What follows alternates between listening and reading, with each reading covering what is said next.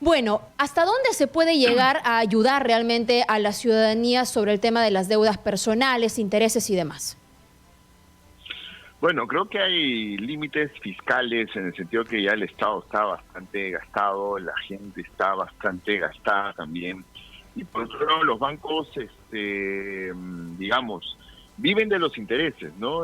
Quizás se podría pensar en anular las moras, anular algún tipo de gasto, pero que igual es algo que contractualmente los bancos tienden a cobrar, ¿no? Entonces, digamos, de algún sitio tiene que salir el dinero para esto, ¿no? Para aliviar las economías populares. Y probablemente el que va a tener que ser algo concertado entre quizás el sector financiero y el Estado, ¿no? Que también debería quizás poner dinero, porque si uno decreta que las deudas personales no se paguen, no se cobren moras, etcétera, obviamente el dinero tiene un costo, el dinero conforme transcurre el tiempo tiene un costo. Entonces, el hecho de que no se paguen esos costos, obviamente hay que tener cuidado, porque los bancos prestan el dinero que es de los depositantes, o sea, algunos peruanos tienen depósitos en los bancos, sí, y los bancos lo que hacen es prestan esos depósitos. Entonces, tampoco los bancos pueden incurrir en pérdidas porque si no, no tendrían cómo, digamos, responder ante los depósitos que le ha hecho la gente y que están en los bancos, ¿no? Entonces, porque si, por ejemplo, tiene que pagarle una tasa de interés que está bien baja, dicho sea de paso, a los que tienen depositado su dinero en ellos, y por otro lado no le cobran a los que les han prestado.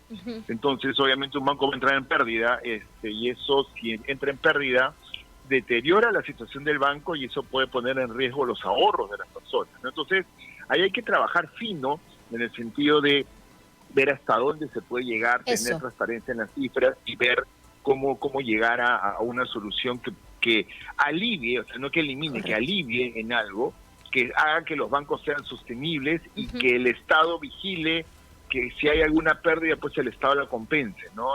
Digamos que todos, digamos como se diría, que todos se enojen, ¿no? En este caso. Por eso, ¿hasta dónde puede llegar realmente a poner algún límite, ayuda, soporte el gobierno, el legislativo, sin que esto luego ocasione que haya una suerte de demandas o reclamos de parte del sector privado, sector financiero, y que sea insostenible incluso para los ahorristas?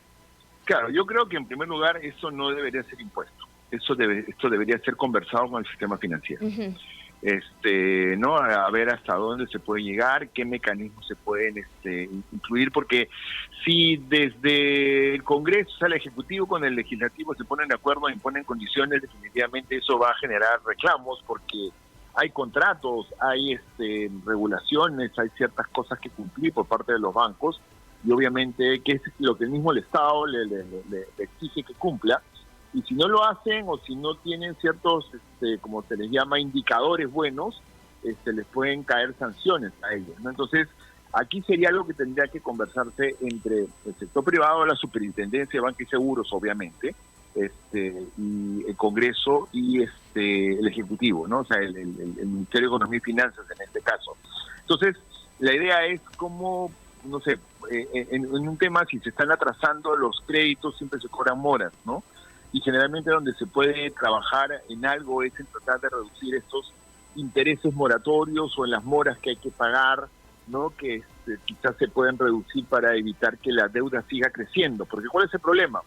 Uno deja de pagar y le cobran intereses sobre lo que no ha pagado, ¿no? Y puede ser que sea intereses sobre los intereses y la deuda empieza a crecer en la medida que uno no paga y después se vuelve impagable en el tiempo. Entonces, creo que también aquí en el sistema financiero a los bancos también le convendría mantener las deudas de las personas en relación a los ingresos que tienen y que han bajado bastante últimamente, porque de lo contrario, si siguen cobrando si siguen cobrando las moras y digamos todos los costos cuando hay atrasos, definitivamente eso puede poner en riesgo que una persona pueda pagar un crédito, y al poner en riesgo todo eso sí nos genera un problema.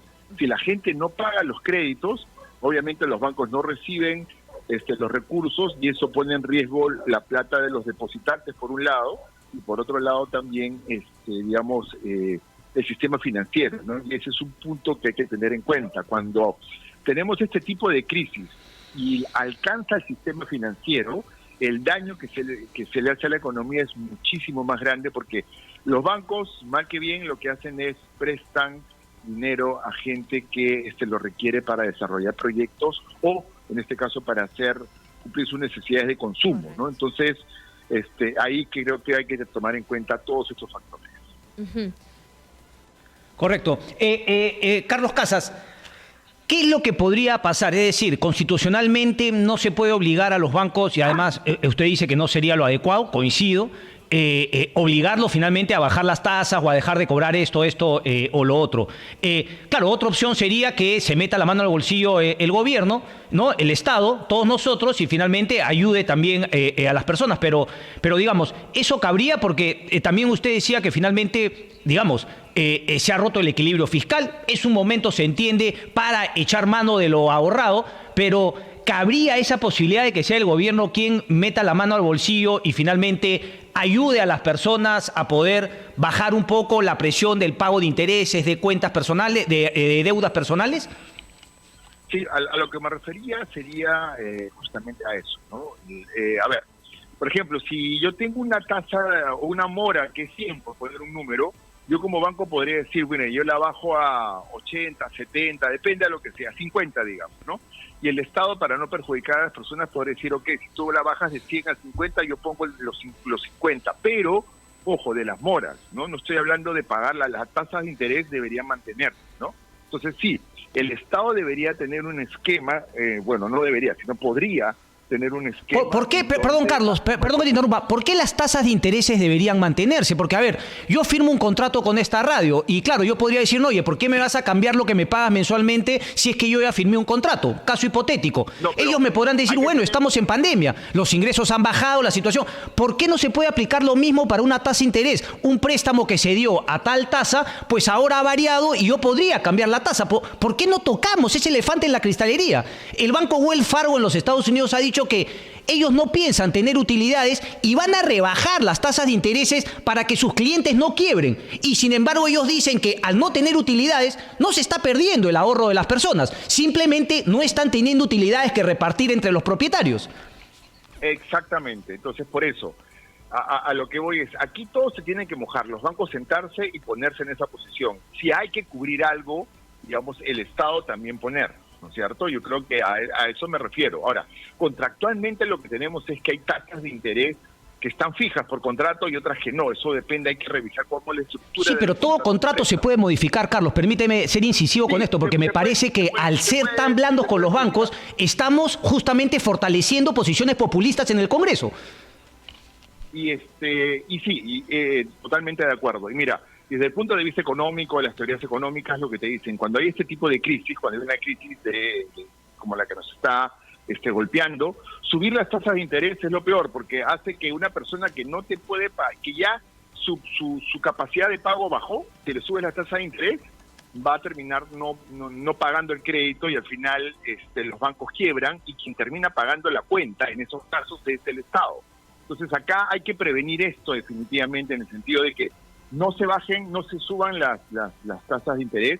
Los bancos podrían argumentar que hay un mayor riesgo porque la gente no está pagando. Entonces ahí un esquema de garantías como el que tenía Reactiva Perú, bueno, y colocaba tasas bajas, podría ser una alternativa, pero claro, eso es para mantener la actividad económica. En este caso se está hablando de créditos de consumo, ¿no? Que es totalmente distinto. Esto va a otro lado, claro, a mantener que los bancos sigan recibiendo su dinero, pero digamos bajar las tasas de interés sí podría ser algo, pero que tendría que ser negociado. Correcto. O sea, si los bancos no están tomando la iniciativa, sentarnos todos en la mesa, miren, todos acá, si siguen las cosas como están, podríamos caer en un problema de alta morosidad, quiebra los bancos, tiene que intervenir el Estado, lo cual el costo sería mucho mayor que si hoy día nos sentamos y empezamos a conversar al respecto, ¿no? Esa alta morosidad no es inminente, digamos, con el término de este periodo, que era, creo, hasta 3 meses para poder pausar el pago, lo que se hizo, ¿no? Reprogramación de deuda al inicio de la cuarentena.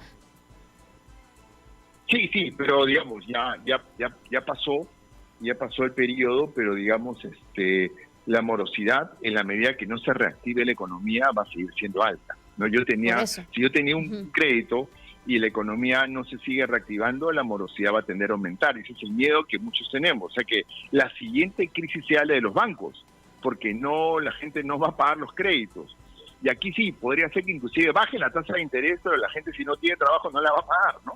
Y eso es un tema que va a depender, uno, de cómo se vaya reactivando la economía.